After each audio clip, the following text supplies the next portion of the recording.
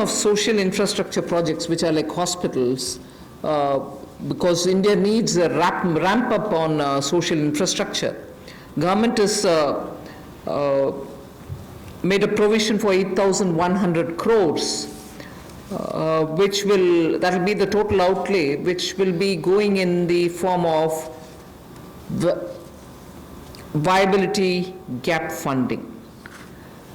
So in general, for most projects which are supported by government or states or the statutory bodies, 20% is what is given as viability gap funding.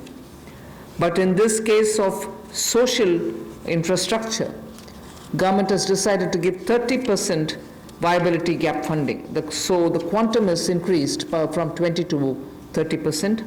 Through this, we expect that the urgent requirement for social infrastructure all over the country is not just going to be developed by government, but also private enterprises will come in because of this viability gap funding which we want to provide, and that is an increased viability gap funding.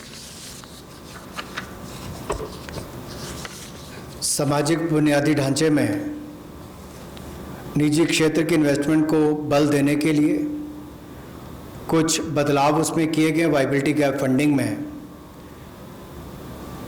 और आपने देखा होगा कोविड-19 के समय भी कि school, अस्पताल, ऐसे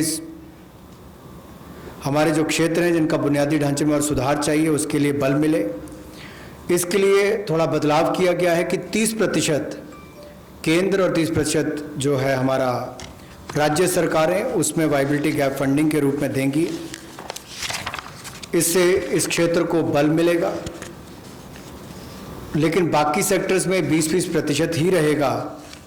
और इसमें कुल मिलाकर सामाजिक बुनियादी ढांचे के इस सेक्टर के वायबिलिटी गैप फंडिंग के लिए लगभग 8100 करोड़ रुपए का आउटले किया गया है, और इन प्रोजेक्ट को राज्य और केंद्र की सरकारें प्रपोज करेंगी। The last two reform steps that I want to announce relate to space